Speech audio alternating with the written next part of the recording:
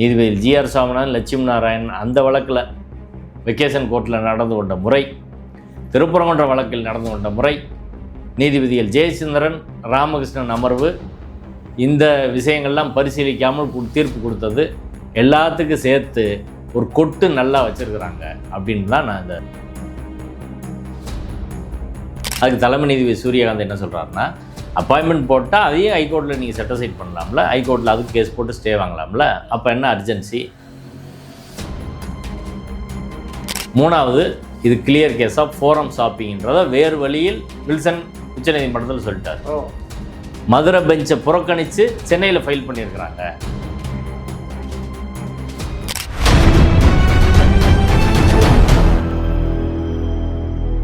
இது அரசின் கழகம். இன்று நாம் சந்திக்கிற முக்கியமான அரசியல் விமர்சகர், உயர்நீதிமன்ற வழக்கறிஞர் திரு மாஞ்சிநாதன் அவர்கள். வணக்கம். வணக்கம். குறிப்பாக நேற்று உச்சநீதிமன்றம் மிக முக்கியமான தீர்ப்பு வழங்கியிருக்கிறது. ஆளுநர் விவகாரத்தில், குறிப்பாக துணைவேந்தர்கள் நியமிக்கும் அதிகாரம் விவகாரத்தில் இடைக்கால தடை விதித்திருக்கிறது. ஜிஆர் சுவாமிநாதன், லட்சுமி நாராயணன் வழங்கிய தீர்ப்புக்கு இடைக்கால தடை விதித்திருக்கிறது. நேற்று உச்சநீதிமன்றம் நடந்தது, இதை எப்படி பார்க்குறீங்க? அது கடந்த மே மாதம், மே 2025 கோர்ட்டு லீவு, வெக்கேஷன், மே ஒரு மாதம் முழுக்க கோர்ட் லீவு. அந்த விடுமுறை காலத்தில் அவசர வழக்குகள் மட்டும் நீதிமன்றத்தில் வாரத்தில் ஒரு நாள் அல்லது 2 நாள் விசாரணைக்கு எடுத்துக்குவாங்க. அதற்கான நீதிபதிகள் நியமிப்பாங்க. அப்படி சென்னை உயர்நீதிமன்றத்தில் 2வது வெக்கேஷன் கோர்ட்டில் வழக்குகளை விசாரிக்க நியமிக்கப்பட்ட நீதிபதிகள் திரு ஜிஆர் சுவாமிநாதன், திரு லட்சுமி நாராயணன். செகண்ட் வெக்கேஷன் கோர்ட்டில் நெல்லையைச் சேர்ந்த பிஜேபியின் மாவட்ட செயலாளர் வெங்கடாஜலபதி என்பவர் மதுரையைச் சேர்ந்த வழக்கறிஞரை வைத்து சென்னை உயர்நீதிமன்றத்தில் ஒரு மனு தாக்கல் செய்கிறார், பொதுநல வழக்கு. அந்த பொதுநல வழக்கில் கோரிக்கை என்னென்னா, தமிழ்நாடு அரசு 10 சட்டங்களை இயற்றியிருக்கிறது. அந்த அமெண்ட்மெண்ட் பண்ணியிருக்கிறாங்க, 10 அமெண்ட்மெண்ட் கொண்டு வந்திருக்கிறாங்க. 10 யூனிவர்சிட்டி தொடர்பாக, தமிழ்நாட்டில் உள்ள 10 பல்கலைக்கழகங்கள் தொடர்பாக 10 அமெண்ட்மெண்ட் சட்டத்தில் திருத்தம் கொண்டு வந்திருக்கிறாங்க. அந்த 10 திருத்தங்களும் ஒன்றிய அரசின் யுஜிசி ரெகுலேஷனுக்கு எதிரானது என்பதுதான் வழக்கு. அதனால் என்ன கோரிக்கை வைக்கிறார் அந்த மனுதாரர், யுஜிசியோட ரெகுலேஷனுக்கு முரணாக தமிழ்நாடு அரசு சட்ட திருத்தம் கொண்டு வந்திருக்கு, அந்த சட்ட திருத்தத்தை ரத்து செய்து அறிவிக்க வேண்டும், அதற்கு இடைக்கால தடை கொடுக்க வேண்டும் அப்படின்றது தான் வழக்கின் கோரிக்கை. இது வெக்கேஷனுக்கு முன்னாடியே ஃபைல் பண்ணிட்டாங்க. ஃபைல் பண்ணி திடீர்னு வெக்கேஷன் கோர்ட்டில் வருது. அந்த விடுமுறை கால அமர்வில் நீதிபதிகள் ஜிஆர் சுவாமிநாதன், லட்சுமி நாராயணன் தலைமையிலான அமர்வில் அந்த வழக்கு விசாரணைக்கு வருகிற போது தமிழக அரசின் தலைமை வழக்கறிஞர் திரு PS ராமன், மூத்த வழக்கறிஞர் திரு வில்சன், கல்வித்துறை சார்பில், உயர்கல்வித்துறை சார்பில் மூத்த வழக்கறிஞர் வில்சன், தமிழக அரசின் சார்பில் ஏஜி 2 பேரும் நீதிமன்றத்தில் ஆஜராகி விடுமுறை காலத்தில் இதை ஃபைல் பண்ணியிருக்கிறாங்க. இது சட்டப்பேரவையால் நிறைவேற்றப்பட்ட ஒரு சட்டம். சட்டப்பேரவையால் நிறைவேற்றப்பட்ட ஒரு சட்டத்தை ரத்து செய்ய கோரி மனு தாக்கல் செய்திருக்கிறார் பாஜகவை சேர்ந்த வழக்கறிஞர். அந்த வழக்கில் எங்கள் தரப்பு கருத்தை சொல்வதற்கு பதில் மனு தாக்கல் செய்ய, கவுண்டர் அஃபிடவிட் தாக்கல் செய்ய உரிய கால அவகாசம் வழங்க வேண்டும் அப்படின்றதான் 2 பேரும் வைத்த கோரிக்கை. ஆனால் நீதிபதி ஜிஆர் சுவாமிநாதன் தலைமையிலான அமர்வு அந்த கோரிக்கையை நிராகரித்தாங்க. நீங்கள் ஆர்கியூ பண்ணுங்கள் அப்படின்னு சொன்னாங்க. PS ராமன் அவர்கள், இல்லை, எங்களுக்கு அரசு தரப்பிலிருந்து எங்களுக்கான இன்ஸ்ட்ரக்ஷன் என்னென்னா உரிய கால அவகாசம் கொடுக்கணும், நாங்கள் பதில் மனு போடுறோம், அதுக்கு பிறகு ஆர்கியூ பண்ணலாம். இதில் ஒரு அரசின் சட்டத்தை உடனே ஸ்டே பண்ண வேண்டிய அவசியம் தேவை எதுவும் கிடையாது, அதனால் எங்களுக்கு உரிய கால அவகாசம் கொடுங்க அப்படின்னு கேட்டார். வில்சனும் அதவே தான் திரும்ப திரும்ப கேட்டுக்கிட்டே இருந்தார். ஆன்லைனில் வில்சன் அன்றைக்கி பேசினார். அவர் டெல்லியிலேருந்து பேசுகிற போது உச்சநீதிமன்றத்தில் இதே பிரச்சனை தொடர்பாக, உச்சநீதிமன்றத்தில் யுஜிசி ரெகுலேஷன் தொடர்பாக ஒரு வழக்கு இருக்கிறது, அந்த வழக்கோடு சேர்த்து இந்த வழக்கையும் விசாரிக்கலாம், நாங்கள் ட்ரான்ஸ்ஃபர் பெட்டிஷன் நாங்கள் ஃபைல் பண்ணியிருக்கிறோம் என்று வில்சன் அவர்கள் உச்சநீதிமன்றத்திலே இப்பிரச்சனை தொடர்பாக வழக்கு நிலுவையில் இருப்பதால் அங்கேயே நாங்கள் பெட்டிஷன் போட்டிருக்கோம், அதனால் நீங்கள் இப்போ ஹியர் பண்ணாதீங்க, சுப்ரீம் கோர்ட் எங்கே விசாரிக்க சொல்லுதோ அதன் பிறகு முடிவெடுக்கலாம் அப்படின்னு வில்சன் பேசினார். அப்படி பேசிகிட்டு இருக்கும்போது டைம் தர மறுத்தாங்க, உத்தரவை டிக்டேட் பண்ணுறாங்க. இப்போ ஏஜி என்ன சொல்கிறாரு, இல்லை நீங்கள் நாங்கள் பதில் மனு தாக்கல் செய்வதற்கு உரிய காலவாசம் கேட்டோன்றதை நீங்கள் ரெக்கார்ட் பண்ணணும் என்ற முறையில் அவர் வாதத்தை வைக்கிறார். இப்போ நீங்கள் பேசிட்டீங்கன்னு அவங்க சொல்கிறாங்க. அப்போ ஏஜி சொல்கிறாரு, இப்போ இந்த வழக்கில் சரியாக பண்ணணும்னா நாங்கள் மெமோ ஃபைல் பண்ணிட்டு கவுண்டருக்கு டைம் வேணும்னு மெமோ ஃபைல் பண்ணிட்டு நாங்கள் வாக் அவுட் பண்ணியிருக்கணும் கோர்ட்லேருந்து அப்படின்னு சொல்லி சொல்கிறாரு. அதான் கரெக்டான எங்களை பொறுத்தவரை அதான் சரி அப்படின்னு. இப்போ நீதிபதி லட்சுமி நாராயணன் அவர்கள் என்ன வாக் அவுட்டெல்லாம் சொல்கிறீங்க, கோர்ட்டில் இப்படி சொல்லலாமா அப்படின்னு சொன்னோன்னே, இது சட்டசபை வாக் அவுட் கிடையாது. ஆனால் நாங்கள் இப்போ பேசுனா, நீங்கள் சொல்கிறீங்க பேசுனா நீங்கள் இப்போ ஆர்கியூ பண்ணிட்டீங்க அப்படின்னு நாளைக்கு சுப்ரீம் கோர்ட்டில் சொல்லுவீங்க, அதான் பிரச்சனை. அதனால் நாங்கள் பேசலை, என் கவர்மெண்ட்டோட ஸ்டாண்டை நான் தெளிவாக சொல்கிறேன். நாங்கள் இன்று இந்த நீதிமன்றத்தில் வாதிடவில்லை, வாதிடுவதற்கு உரிய கால அவகாசம் கேட்குறோம், பதில் மனு தாக்கல் செய்த பிறகு நாங்கள் வாதிடுகிறோம் என்பதுதான் எங்களுக்கு கோரிக்கை, இதான் கவர்மெண்ட்டோட ஸ்டாண்டு அப்படின்னு சொல்லி தெளிவாக சொல்லிட்டாரு. அதே போல் வில்சன் அவர்களும் அவர் நிலைப்பாடை தெளிவாக சொன்னார். வில்சன் அவர்கள் கேட்டுக்கிட்டு இருக்கும்போதே கடைசியாக நீதிபதி ஜிஆர் சாமிநாதன் அவர்கள் மைக் ஆஃப் பண்ணிட்டார். மைக் ஆஃப் பண்ணிவிட்டு அவர் அங்கேருந்து கேட்குறாரு, அவருக்கு கேட்கல, மைக் ஆஃப் பண்ணதுனால அவருக்கு எதுவுமே கேட்கலை. அதுக்கு பிறகு ஆர்டர் பாஸ் பண்ணிட்டாங்க, அந்த 10 அமெண்ட்மெண்ட்டையும் ஸ்டே பண்ணிட்டாங்க. அந்த உத்தரவில் கூட பேரா 31, 32 வில்சன் அவர்களை விமர்சனம் செய்து உத்தரவு போட்டிருந்தாங்க. ஏஜி அசீஸ் பண்ணார், வில்சன் நீதிமன்ற நடைமுறையை தடுத்தார், ஒரு சீனியர் கவுன்சில் இப்படி செய்யக்கூடாது ஒன்று, ரெண்டாவது வில்சனோட அட்வைஸ் எங்களுக்கு தேவையில்லை, இப்படின்லாம் ரிமார்க்ஸ் எல்லாம் அதில் அந்த தீர்ப்பிலே குறிப்பிட்டு ஒரு இடைக்கால உத்தரவை பிறப்பித்தார்கள். அந்த இடைக்கால உத்தரவு அன்றைய தினம் மிகப்பெரிய ஒரு விமர்சனத்துக்கு உள்ளானது. எதனால்னா 2-3 காரணங்கள். ஒன்று, மதுரை திருநெல்வேலியை சேர்ந்த பிஜேபி வழக்கறிஞர், அவருக்கு நீதிமன்றம் எது? மதுரை ஹைகோர்ட்டு. மதுரை ஹைகோர்ட்டில் அப்போ ஜஸ்டிஸ் வேல்முருகன் பெஞ்சுன்னு நினைக்கிறேன், அந்த பெஞ்சை அவாய்ட் பண்ணி மெட்ராஸ் ஹைகோர்ட்டில் வழக்கு போடுறாங்க. வழக்கறிஞரும் மதுரையை சேர்ந்தவர் தான், விஆர் சண்முகநாதன், அவர் தான் வழக்கறிஞர். அவர் மதுரையில் நிரந்தரமாக தொழில் செய்யக்கூடிய ஒரு வழக்கறிஞர். இப்போ கூட ஜட்ஜஸ் எலிவேஷனில் அவர் பேர் அடிபட்டுச்சு.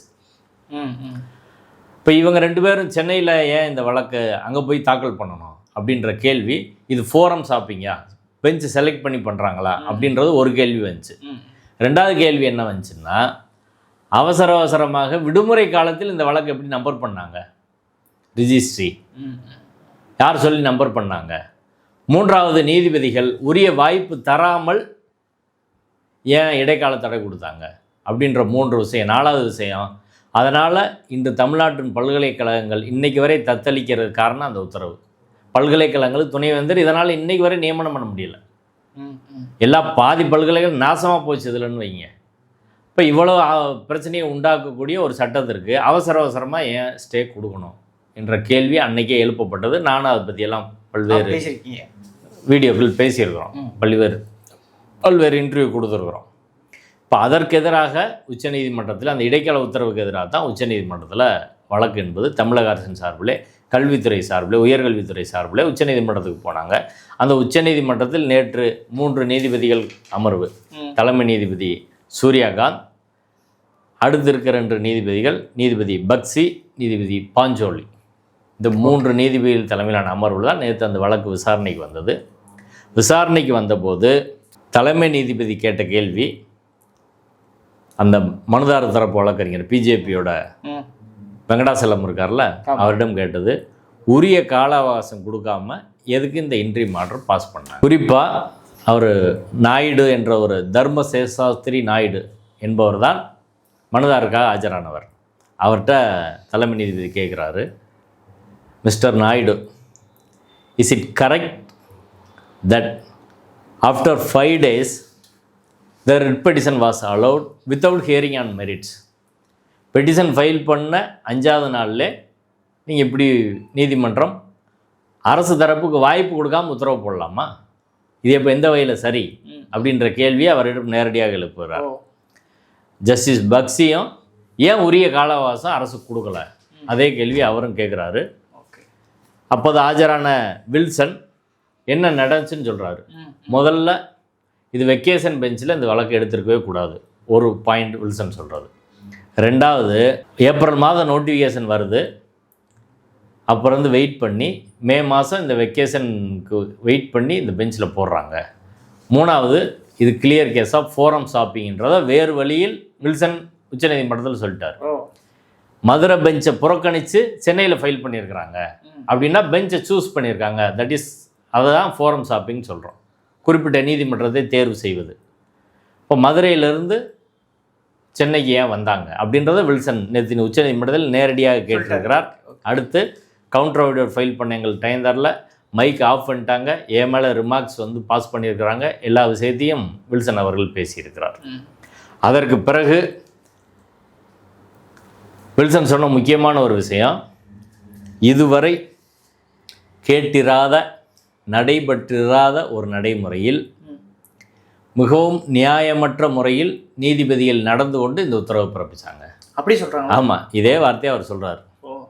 அன்ஹியர்ட் அப்படின்னு சொல்லி சொல்கிறார். இதுவரை கேட்டிராத ஒரு அன்ஹியர்ட் ப்ரொசீஜர், இதுவரை கேட்டிராத ஒரு ப்ரொசீஜர், அவங்க நடந்துக்கிட்டது வெரி அன்ஃபேர் அப்படின்னே அதே வார்த்தையை சொல்ல, வெரி அன்ஃபேர், நியாயமற்ற முறையில் நீதிபதிகள் நடந்துக்கிட்டாங்க அப்படின்றது சொல்கிறார். மைக் ஆஃப் பண்ணது எல்லாத்தையும் உச்சநீதிமன்றத்தில் விரிவாக அவர் சொல்லியிருக்கார். அதற்கு பிறகு அவங்க மூத்த வழக்கறிஞர் நாயுடு என்ன சொல்கிறாருன்னா, அப்பாயின்மெண்ட் போட போனாங்க, அதனால் நாங்கள் அர்ஜெண்ட்டாக வழக்கு போட்டோம் அப்படின்னு சொல்கிறார். அதுக்கு தலைமை நீதிபதி சூரியகாந்த் என்ன சொல்கிறாருன்னா, அப்பாயின்மெண்ட் போட்டால் அதையும் ஹைகோர்ட்டில் நீங்கள் செட்டிஸ்ஃபைட் பண்ணலாம்ல, ஹைகோர்ட்டில் அதுக்கு கேஸ் போட்டு ஸ்டே வாங்கலாம்ல, அப்போ என்ன அர்ஜென்சி? ஒரு சட்டத்தை ஸ்டே பண்ணுற போது எப்படி நீதிமன்றம் நடந்துக்கிறணும், வெக்கேஷன் கோர்ட்டில் அர்ஜெண்ட்டாக அது செய்ய வேண்டிய தேவை அவசியம் என்ன, இது அதனால் வந்து இதை எப்படி ஏற்றுக்கிற முடியும்னு சொல்கிறாங்க. அதுக்கப்புறம் தமிழக அரசின் சார்பில் ஆஜரான மூத்த வழக்கறிஞர் அபிஷேக் மனு சிங்வி அவர் என்ன சொல்கிறாருன்னு, வழக்கமாக நீதிமன்றத்துக்குன்னு ஒரு நடைமுறை இருக்குது, ஒரு ப்ரொசீஜர் இருக்குது. இப்போ இந்த இதில் என்ன நடந்துச்சுன்னா, முதல்ல ஸ்டே கொடுத்துட்டு அடுத்து விசாரிக்கிறேன்றாங்க. ஆனால் உண்மையில் நீதிமன்றம் என்ன செய்யணும்னா, விசாரிச்சுட்டு ஸ்டே கொடுக்கணும். இதில் உல்டாவாக நடந்திருக்கு. ஸ்டே கொடுத்துட்டு விசாரணைன்றது எங்கேயுமே கிடையாது, விசாரிச்சுட்டு ஸ்டே கொடுக்கலாம். உல்டாவாக இந்த வழக்குகள் நடந்திருக்குது. இது சரியான அணுகுமுறை கிடையாது. இந்த வாதங்கள்லாம் கேட்ட உச்சநீதிமன்றம் உங்கள் பிஜேபியோட வழக்கறிஞர் சொன்ன வாதத்தை நிராகரித்து நீதிபதி ஜிஆர் சாமிநாதன், லட்சுமி நாராயண் தலைமையிலான அமர்வு உத்தரவை ரத்து செய்து மறுபடியும் மெட்ராஸ் ஹைகோர்ட் தலைமை நீதிபதிக்கு அந்த வழக்கை அனுப்பி தலைமை நீதிபதி அமர்வோ அல்லது வேறு நீதிபதி அமர்வோ, தலைமை நீதிபதி வர மார்ச்சில் ரிட்டையர்ட் ஆகிறாரு. ஓகே, அதனால் தலைமை நீதிபதி அல்லது வேறு நீதிபதி அமர்வோ இந்த வழக்கை விசாரித்து 6 வார காலத்துக்குள்ள முடிவு பண்ணணும், அதுவரை அப்பாயின்மெண்ட் வந்து போட வேண்டியதில்லை அப்படின்னு தமிழ்நாடு அரசு நாங்கள் அப்பாயின்மெண்ட் போடலன்னு சொல்லிட்டாங்க. அதை ரெக்கார்ட் பண்ணி கவர்மெண்ட் ஃபேராக சொல்லியிருக்கிறாங்க, நீங்கள் விசாரித்து முடிவெடுங்க அப்படின்னு சொல்லி உத்தரவு போட்டாங்க. இதான் நேற்று நீதிமன்றத்தில் நடந்தது. இப்போ நடந்த விஷயங்கள்லேருந்து அன்னைக்கு நம்ம சொன்ன விஷயம், போன மே மாதம் நாமெல்லாம் முன்வைத்த விமர்சனம் 100% சரியானது என்பது நிரூபிக்கப்பட்டிருக்கிறது. ஏன்னா நீங்கள் அந்த 10 அமெண்ட்மெண்ட்டும் சட்டப்பேரவையால் நிறைவேற்றப்பட்டது. சட்டப்பேரவைன்னா யார்? தமிழ்நாட்டில் உள்ள 6 கோடி மக்கள், 8 கோடி மக்களின் பிரதிநிதி. 8 கோடி மக்களின் பிரதிநிதியாக சட்டப்பேரவையில் ஒரு சட்டம் நிறைவேற்றப்படுதுன்னா பொதுவாக ஜுடிஷியரி அதை எப்படி வியூ பண்ணுவாங்கன்னா அது கான்ஸ்டியூஷன்லி வேலிட் அப்படின்றதான்.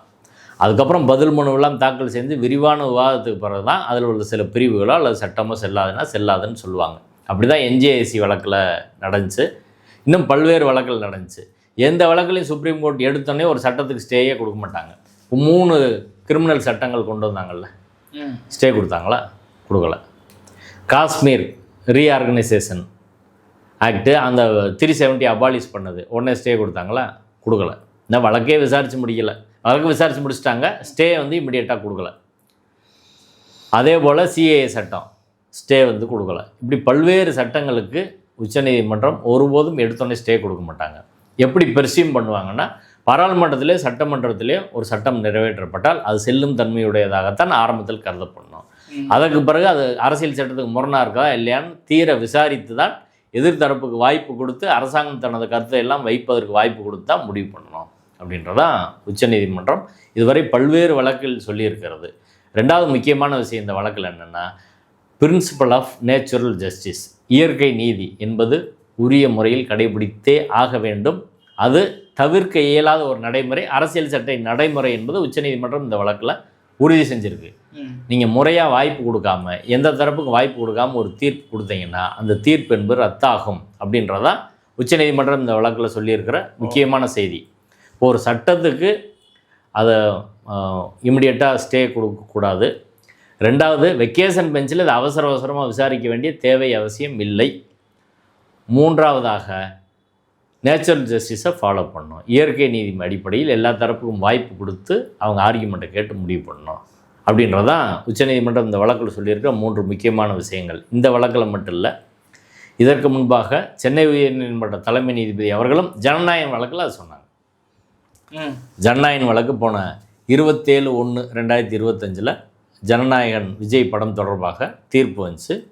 நீதிபதி சென்னை உயர்நீதிமன்ற தலைமை நீதிபதி திரு ஸ்ரீவத்சவா அருள்முருகன் தலைமையிலான அமர்வில் அந்த வழக்கை விசாரித்து அவங்க சொன்னது என்னென்னா, ஒரு நீதிபதி, ஏற்கனவே ஒரு நீதிபதி ஜனவரி 9 நீதிபதி ஆசா அவர்கள் சென்சார் போர்டு ஜனநாயகன் சர்டிஃபிகேட் கொடுக்கணும்னு ஆர்டர் போட்டாங்க. அதை அன்றைக்கே ஸ்டே பண்ணிட்டு விசாரித்து 20 ரிசர்வ் பண்ணி 27 உத்தரவு போட்டாங்க. அந்த 27 உத்தரவில் சென்னை உயர்நீதிமன்ற தலைமை நீதிபதி தலைமையிலான அமர்வு சொல்லியிருக்கிற விஷயம் இதான். நீங்கள் அரசு தரப்புக்கு, அதாவது சென்சார் போர்டு, சென்ட்ரல் கவர்மெண்ட்டோட சென்சார் போர்டுக்கு உரிய கால அவகாசம் வழங்காமல் நீதிபதி உத்தரவு போட்டிருக்கிறாங்க. அந்த முறை என்பது இயற்கை நீதிக்கு முரணானது. அந்த காரணத்தினால் நாங்கள் அதை ரத்து பண்ணுறோம், திரும்பவும் மறுபடியும் அவங்க விசாரிக்கணும் அப்படின்னு சொல்லியிருக்கிறாங்க. இப்போ உயர்நீதிமன்ற தலைமை நீதிபதி அமர்வும் இதுதான் சொல்லியிருக்கிறாங்க. உச்சநீதிமன்ற தலைமை நீதிபதி அமர்வும் இந்த விஷயத்தை சொல்லியிருக்கிறாங்க. இப்போ இதே திருப்பரங்குன்ற வழக்கு பாருங்கள், அதில் இருக்குவே திருப்பரங்குன்ற வழக்கில் இதே கேள்வி முன் வச்சோம். நீதிபதி ஜிஆர் சாமிநாதன் அவர்கள் கார்த்திகை தீபாவளிக்கு எடுத்து விசாரிக்கிறார். முதல்ல ராமரவிக்குமார் ஒரு கேஸ் போடுறார். அந்த கேஸில் ஒன்றுமே இல்லை. அதற்கப்புறம் 17/11 ஒரு வழக்கு, 19/11 ஒரு வழக்கு, அது 21 வருது. அதுக்கப்புறம் 24 ஒரு வழக்கு. இந்த 3 வழக்குகள், அதுக்கப்புறம் இம்ப்ளீடிங் பெட்டிஷன், அந்த ஏற்கனவே உள்ள ராமரவிக்குமார் வழக்கு, இன்னொரு வழக்கு. இதெல்லாம் ராமரவிக்குமார் வழக்கில் மற்ற வழக்கெல்லாம் 19 25 நடக்குது. 4 வழக்குகள் பதிவாகுது. 28 ரிசர்வ் பண்ணுறாரு. 1 தீர்ப்பு. இதனால் இடைக்கால உத்தரவு, இது ஃபைனல் உத்தரவு. இறுதி விசாரணைக்கு அது 8 வாரம் கால அவகாசம் கொடுக்கணும் பதில் மனு தாக்கல் பண்ணுறதுக்கு. தர்கா தரப்பிலிருந்து எழுத்துப்பூர்வமாக நீதிமன்றத்தில் ப்ரிலிமினரி அப்ஜெக்ஷன் ஃபைல் பண்ணி 8 வார கால அவகாசம் இருக்குது, எங்கள் கால அவகாசம் கொடுங்கன்னு கேட்டாங்க. மூத்த வழக்கறிஞர் மோகன் கேட்டார், ஒரு 2 வார நாள் கொடுங்க அப்படின்னு. நீதிபதி ஜிஆர் சாமிநாதன் அத்தனையும் நிராகரித்தார். வக்ஃபோர்டு கடைசி நாளில் எங்களுக்கு கேஸ் பேப்பரே இல்லை, அதனால் எங்களுக்கு வாய்ப்பு கொடுங்க, கேஸ் பேப்பரை கொடுத்து நாங்கள் பதில் மனு போடுறோம் அப்படின்னு சொல்லி சொன்னாங்க. அந்த வழக்கிலும் இதே வாதம் மூத்த வழக்கறிஞர் மோகனால் முன்வைக்கப்பட்டது. ஏன்னா கார்த்திகை தீபம் ஏற்றுற தேதி 1 வருஷத்துக்கு முன்னாடி காலண்டர் வந்துடும். இத்தனை மாதம் ஏன் ராமரவிக்குமார் பொறுத்து இருந்து கடைசி நேரத்தில் இந்த பெஞ்சில் ஏன் போட்டார் அப்படின்ற கேள்வியை அவங்களும் சொன்னாங்க. ஃபோரம் ஷாப்பிங்னு ரிட்டன் ஆர்குமெண்ட்டாகவே கொடுத்துருக்குறோம். ஆனால் அதையெல்லாம் நீதிபதி ஜிஆர் சாமிநாதன் அவர்கள் ஏற்கவில்லை. கவர்னர் கேஸை விட மோசமான, அந்த யூனிவர்சிட்டி கேஸை விட மோசமான வழக்குன்றதா இதுதான். அவர் உத்தரவு போட்டார். அதுக்கு எதிராக டிவிஷன் பெஞ்சு போனோம். டிவிஷன் பெஞ்சில் இதே வாதங்களை முன் வச்சா டிவிஷன் பெஞ்ச் என்ன செஞ்சுருக்கணும்? நீதிபதியில் ஜெயச்சந்திரன் ராமகிருஷ்ணன் தலைமையிலான அமர்வு அது செட்டசைட் பண்ணி திரும்ப விசாரிக்க சொல்லியிருக்கணும்ல. அதுதானே உச்சநீதிமன்ற தலைமை நீதிபதி அமர்வு சொல்லுது, உயர்நீதிமன்ற தலைமை நீதிபதி அமர்வு சொல்லுது. ஆனால் அவர்கள் செய்யலை, அது சரின்னு சொல்லிட்டாங்க. அது ரிட் பெட்டிஷனோட கண்டினியூவேஷன் தான் ரிட் அப்பீல் அப்படின்னு. அப்படி சொல்ல தலைமை நீதிபதி அமர்வு, மெட்ராஸ் ஹைகோர்ட் தலைமை நீதிபதி அப்படி சொல்ல, உச்சநீதிமன்றமும் அப்படி சொல்ல. உரிய வாய்ப்பு கொடுக்குறதுன்றது கான்ஸ்டியூஷனல் மேண்டேட், நீங்கள் அது கொடுத்தே ஆகணும். பிரின்சிபல் ஆஃப் நேச்சுரல் ஜஸ்டிஸ், இயற்கை நீதி என்பது கடைபிடிச்சே ஆகணுன்றதை உச்சநீதிமன்றம் உயர்நீதிமன்றம் சொல்லியிருக்கு. மொத்தத்தில் இந்த 2 தீர்ப்பும் இப்போ வந்திருக்கக்கூடிய துணைவேந்தர் நியமனம் தொடர்பான உச்சநீதிமன்ற தீர்ப்பு, நேற்று வந்திருக்கிற தீர்ப்பு, ஜனவரி 27 தலைமை நீதிபதி, சென்னை உயர்நீதிமன்ற தலைமை நீதிபதி வழங்கியிருக்கிற தீர்ப்பு. ரெண்டுமே நீதிபதிகள் ஜிஆர் சுவாமிநாதன் நடந்து கொண்ட முறை, நீதிபதிகள் ஜிஆர் சுவாமிநாதன், லட்சுமி நாராயணன் அந்த வழக்கில் வெக்கேஷன் கோர்ட்டில் நடந்து கொண்ட முறை, திருப்பரங்குன்ற வழக்கில் நடந்து கொண்ட முறை, நீதிபதிகள் ஜெயச்சந்திரன், ராமகிருஷ்ணன் அமர்வு இந்த விஷயங்கள்லாம் பரிசீலிக்காமல் தீர்ப்பு கொடுத்தது எல்லாத்துக்கும் சேர்த்து ஒரு கொட்டு நல்லா வச்சுருக்கிறாங்க அப்படின்னு தான் நான் இந்த தீர்ப்பை பார்க்குறேன். நல்ல ஸ்ட்ராங்கான கொட்டு வச்சுருக்கிறாங்க. அரசியல் சட்ட பிரின்சிபலை கடைபிடிக்கணும், உரிய தரப்பினருக்கு வாய்ப்பு கொடுக்கணும் என்றதை மிக தெளிவாக அந்த ஒரு காரணத்தினாலே செட்டிஸ்ஃபைட் பண்ணுறாங்க. மெரிட் உள்ளே போகல. நீங்கள் வாய்ப்பு கொடுத்தீங்களா? இல்லை, அந்த ஒரு காரணமே போதும், வாய்ப்பு கொடுத்து அதுக்கப்புறம் முடிவு பண்ணுங்க அப்படின்றதான். கார்த்திகை தீபத்துக்கு அப்படி தான் நடந்திருக்கணும். ஆனால் அதையெல்லாம் மீறி அந்த தீர்ப்புகள் வழங்கப்பட்டது. அதெல்லாம் அன்கான்ஸ்டியூஷனல் ப்ரொசீஜர் அப்படின்றது ரொம்ப ரொம்ப முக்கியன்றதை உச்சநீதிமன்றம் இப்போ சொல்லியிருக்கிறாங்க. நீதிபதி நினச்ச மாதிரி ப்ரொசீஜரை மாற்றிக்கிற முடியாது. இங்கேயே ஃபைனல் ஹியரிங்க்குனா கண்டிப்பாக 8 வார காலவாசம் கொடுக்கணுன்றது அவங்க உயர்நீதிமன்றம் தான் வகுத்த விதிமுறைகளில் இருக்குது. அந்த விதிமுறையில் நீதிபதி ஜிஆர் சாமிநாதன் கடைபிடிக்கலை. இதை டிவிஷன் பெஞ்சில் சொன்னால் ஜெயச்சந்திரன் பெஞ்சும் அதை ஏற்றுக்கறல அப்படின்னா எப்படி அது சரின்னு சொல்ல முடியும்? அதுதான் உச்சநீதிமன்றம் இன்றைக்கி தெளிவாக்கி இருக்கிறது. எனவே இந்த 2 தீர்ப்புகளும் எல்லா நீதிபதிகளும் கவனத்தில் கொள்ள வேண்டிய ஒரு முக்கியமான ஒரு விஷயம். இது மட்டும் முதல்ல இது மாதிரியே நிறையா நீதிமன்ற தீர்ப்பு, குறிப்பாக ஜிஆர் சுவாமிநாதன் வழங்கிய நீதிமன்றத்துக்கு பூரா உச்சநீதிமன்றம் பல வழக்குகளை தடை வச்சிருக்கிறது, அவளை வான் பண்ணியிருக்கிறது, எச்சில் அந்த இந்த மாதிரி நிறைய விஷயங்கள் இருக்கு இல்லையா? இதை எப்படி புரிஞ்சுக்கிறது? அதான் எச்சிலை வழக்கில் கூட இதே போல் கடைசி நாளில் இதுவே ஜிஆர் சாமிநாதன் தலைமையிலான அவர் சிங்கிள் ஜட்ஜு தான். கடைசி நாளில் உரிய பார்ட்டிகளை சேர்க்காமல் ஒரு வழக்கு போட்டு கடைசி நாளில் ரிசர்வ் பண்ணி போர்ட்ஃபோலியோ முடிகிறப்ப வெக்கேஷன் லீவில் ஒரு உத்தரவு போட்டார். அதற்கு எதிராக நம்ம அப்பீல் போனோம். அந்த அப்பீலில் நீதிபதி சுரேஷ்குமார் தலைமையிலான அமர்வு அந்த வழக்கை விசாரித்து நீதிபதி ஜிஆர் சாமிநாதன் அவர்கள் உத்தரவை ரத்து பண்ணாங்க. அந்த ஜட்ஜ்மெண்ட்டை ரத்து பண்ணிட்டு அதில் முக்கியமாக சொன்னது ஜுடிஷியல் டிசிப்ளின். ஏற்கனவே 2 நீதிபதிகள் அமர்வு பொதுநல வழக்கில் ஒரு உத்தரவு போட்டு இருக்கிற போது, உச்சநீதிமன்றத்தில் வழக்கு நிலுவையில் இருக்கிற போது எப்படி இதை நீங்கள் சிங்கிள் ஜட்ஜாக ஆர்டர் போட முடியும்? திருப்பரங்குன்றத்துக்கும் பொருந்து தான் செய்யும். இப்போ அடுத்து சுப்ரீம் கோர்ட்டுக்கு போயிருக்கிறாங்க. அதெல்லாம் பெஞ்சை பொறுத்து தான் இருக்குது. இன்றைக்கி ஒரு சில நீதிபதிகள் சரியான முறையில் அரசியல் சட்ட கண்ணோட்டத்தில் வழக்கை விசாரிக்கிறாங்க. அப்படி நீதிபதிகள்கிட்ட வழக்கு போனால் நிச்சயமாக அந்த விஷயங்கள் சரியான முறையில் விசாரிக்கப்படும் அப்படின்றதான். ஆனால் இது என்னென்னா, இது நீதிமன்றம் ஒரு பெஞ்சை பொறுத்து ஒவ்வொன்று இருக்காது. எல்லா வழக்கறிஞர்களும் தெரிஞ்சது தான். இப்போ சொசைட்டியில் இந்த பிரச்சனைகள் எப்படி பார்க்கப்படுகிறது அப்படின்றதான். ஒரு நீதிபதி இதுபோல் முறையற்ற முறையில் சட்ட விதிமுறைகளை மீறி செயல்படுகிற போது சொசைட்டிலேருந்து பெரிய அளவில் விமர்சனம் வரணும். எல்லா கட்சிகளையும் அதை விமர்சிக்கணும், பொதுமக்கள் விமர்சிக்கணும், அதற்கு எதிராக பேசணும். அப்படியெல்லாம் இருந்தால் தான் நீதித்துறை சரியாக இருக்கும். நீங்கள் சொல்கிறீங்க. ஆனால் அப்படியும் போராடக்கூடாது, எதிர்க்கட்சி சொல்லக்கூடாதுன்னு அதே உச்சநீதிமன்றம் இப்போ ஜிஆர் சுவாமிநாதன் வழக்கில் ஒரு வழிகாட்டுதல் பண்ணியிருக்கேன். இல்லை, கருத்தே சொல்லக்கூடாதுன்னு உச்சநீதிமன்றம் சொல்லலை. அவதூறாக நீதிபதியை பேசுகிறது அப்படின்ற விஷயத்துக்கு என்ன நடவடிக்கை எடுத்திருக்கிறீங்க அப்படின்றதான் கேட்டிருக்கிறாங்க. அதற்கு தமிழ்நாடு அரசு சார்பில் என்ன நடவடிக்கை எடுத்திருக்கோன்னு அவங்க சொல்லிட்டாங்க. நீதிமன்ற தீர்ப்பை விமர்சிக்கக்கூடாது அப்படின்னு யாருமே சொல்லலை. ஏன்னா உச்சநீதிமன்ற நீதிபதிகள், ஓய்வு பெற்ற நீதிபதிகள் பலரும் இப்போ நீதிமன்ற தீர்ப்பை விமர்சிச்சுக்கிட்டு தான் இருக்கிறாங்க. ஓய்வு பெற்ற உயர்நீதிமன்ற நீதிபதிகள் விமர்சிச்சுக்கிட்டு தான் இருக்கிறாங்க. இது நடந்துகிட்டு தானே இருக்குது. தீர்ப்புகளை விமர்சிக்கிறது ஒரு அரசியல் சட்ட உரிமை. கண்டெம்ப்ட்லேயே உண்மையை நீங்கள் சொன்னால் ஃபேர் கிரிட்டிசிசம் ஆஃப் ஜட்ஜ்மெண்ட் அப்படின்றது ஒன்றும் அது அஃபென்ஸ் கிடையாது, குற்றம் கிடையாது. கண்டெம்ப்ட் ஆஃப் கோர்ட் ஆக்ட்லேயே நீங்கள் ஃபேராக கிரிட்டிசைஸ் பண்ணலாம். அரசியல் சட்டத்தில் அதற்கான உரிமை என்பது வழங்கப்பட்டு இருக்கிறது. அதனால் விமர்சனம் பண்ணுறது சட்டப்படியான உரிமை தான், அரசியல் சட்ட அடிப்படை உரிமை. அவதூறு பண்ணுறது போராடுவது ஜனநாயக உரிமை தானே. ஆமாம், அப்போ அதுக்கு போராட நடவடிக்கைன்னு கேட்டிருக்காங்களா? இல்லை, போராடக்கூடாதுன்னு உச்சநீதிமன்றம் சொல்கிறது தப்பு. போராடலாம், எதிர்த்து பேசலாம், தீர்ப்பை விமர்சிக்கலாம், கண்டனத்தை தெரிவிக்கலாம், அதெல்லாம் ஒன்றும் பிரச்சனை கிடையாது. போராடவே கூடாது அப்படின்னு உச்சநீதிமன்றம் சொன்னால் அதுவும் அரசியல் சட்ட விரோதமானது தான். உச்சநீதிமன்றமும் அரசியல் சட்டத்துக்கு உட்பட்டது தான், பாராளுமன்றம் அரசியல் சட்டத்துக்கு உட்பட்டது தான். எல்லோரும் அரசியல் சட்டத்துக்கு உட்பட்டு தான் செயல்படணும். வெளியில் நீதிபதி ஜிஆர் சாமிநாதனுக்கு எதிராக போராடக்கூடாது அப்படின்னு சொன்னால் போராடக்கூடாதுன்னு இதுவரை உச்சநீதிமன்றம் சொல்லலை. என்ன நடவடிக்கை எடுத்தேன்னு கேட்டிருக்கிறாங்க. இறுதி தீர்ப்பு எப்படி வருதுன்னு பார்க்கலாம். அதே உச்சநீதிமன்ற நீதிபதிகள் ஒரு விஷயத்தை வந்து அவங்களுக்கு நல்லா தெரியும். 2018 வருடம் ஜனவரி மாதம்னு நினைக்கிறேன். ஜனவரி மாதம் உச்சநீதிமன்றத்தின் 4 மூத்த நீதிபதிகள், நீதிபதி செல்லமேஸ்வர், மதன் லோகூர் உள்ளிட்ட 4 நீதிபதிகள் சுப்ரீம் கோர்ட் நடக்கிற போது நீதிமன்றத்தை புறக்கணித்து வெளியில் வந்து ப்ரெஸ்ஸை கூப்பிட்டு ஆமாம், ரஞ்சன் கோகோய் அடுத்து தலைமை நீதிபதியாக ஆனார். செல்லமேஸ்வர், ரஞ்சன் கோகோய், மதன் லோகூர் எல்லாம் 4 நீதிபதிகள். அதில் அவங்க வந்து ஒரு போராட்டம் பண்ணாங்க. நீதிமன்றத்தை புறக்கணித்து வந்து உச்சநீதிமன்ற நீதிபதிகள் கோர்ட் நடக்கும்போது போராடலாமா? அது போராட்டம் தானே. வெளியில் வந்து ப்ரெஸ் மீட் கொடுத்தா யாரை விமர்சனம் பண்ணி? தலைமை நீதிபதி ஒன்றிய அரசையும் விமர்சனம் பண்ணி.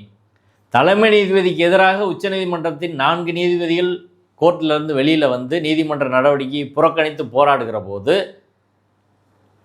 மற்ற நீதிபதிகளை விமர்சனம் பண்ணி ஏன் போராடக்கூடாது மக்கள்? அப்போ அந்த 4 நீதிபதி மேலே என்ன நடவடிக்கை எடுத்தாங்க சொல்ல முடியுமா? இப்போ போராடுவது என்பது ஜனநாயகத்தின் ஒரு அங்கம். நீங்கள் போராட விடாமல் எல்லாத்தையும் அடக்குனீங்கன்னா ஒரு கட்டத்தில் அது வெடிக்கும். அதே சமயம் சமூகத்தில் இதற்கான எதிர்வினை இப்போ பத்திரிகையிலே ஊடகங்களே இந்த பிரச்சனையில் எப்படி போடுறாங்க? திருப்பரங்குன்ற விஷயத்தில் ஒரு நீதிமன்ற அவமதிப்பு வழக்கு தினந்தோறும் 100 நீதிமன்ற அவமதிப்பு வழக்கு மதுரை ஹைகோர்ட்டில் மட்டும் வரும். அதில் ஒரு 50 கேஸில் மன்னிப்பு, நிபந்தனையற்ற மன்னிப்பு கேட்பாங்க.